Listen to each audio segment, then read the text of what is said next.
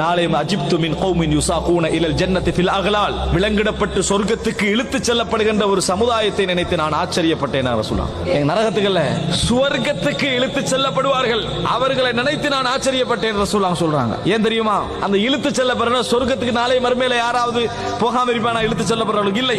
ரசூலுல்லாஹ் ஒரு வர்ணனையாக சொன்னார்கள். எப்படி சொன்னார்கள் தெரியுமா? இந்த உலகத்திலே நம்ம பாவம் செய்ய நினைத்திருப்போம், சந்தர்ப்பங்களை தேடி இருப்போம். அந்த மாதிரி சந்தர்ப்பங்கள் எல்லாம் எமக்கு பக்கத்திலே இருந்த ஒரு நல்ல மனிதனின் காரணமாக அல்லது இறைவன் நமக்கு வழங்கிய ஒரு அருளின் காரணமாக இறைவன் அந்த பாவத்துக்கான சந்தர்ப்பங்களை தடுத்துக் கொண்டே வந்திருக்கும். உலகத்தில் நம்ம வெறுத்திருப்போம், உலகத்தில் என்னடா நம்மளுக்கு இந்த சந்தர்ப்பம் கிடைக்கல நம்ம கவலைப்பட்டிருப்போம். ஆனா இறைவன் செய்வதற்கு உங்களுக்கு சந்தர்ப்பமே என்ன செஞ்சிக்க மாட்டான், தந்திரிக்க மாட்டான். நீங்க விரும்பாமல் சொர்க்கம் போன்ற ஒரு சூழல் இது, விரும்பாமல் சொர்க்கம் போவது போன்ற ஒரு சூழல் இது.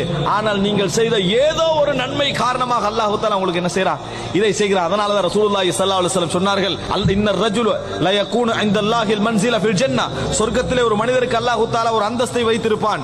ஆனா ஃபமா யப்லுகு அமலுஹு இய்யாஹு, இவன் செய்யற அமல் அங்க கொண்டு போய் சேர்க்காது, இவன் செய்யக்கூடிய அமல் அங்கே கொண்டு போய் அவனை சேர்க்காது. ஃபலா யஸாலுல்லாஹு யப்தலிஹி பிமா யக்ரஹ் ஹத்தா யுபல்லிகஹு இய்யாஹு, அல்லாஹ் தஆலா இவன் வெறுக்கக்கூடிய விஷயங்களை கொண்டு அவனை சோதித்துக் கொண்டே வருவான், சொர்க்கத்தில் அவனை சேர்க்கின்ற வரைக்கும், சொர்க்கத்தில் அவனை இறைவன் கொண்டு போய் சேர்க்கின்ற வரைக்கும் அப்படி செய்து கொண்டே வருவான் என ரசூலுல்லாஹி ஸல்லல்லாஹு அலைஹி வஸல்லம் அவர்கள் சொன்னார்.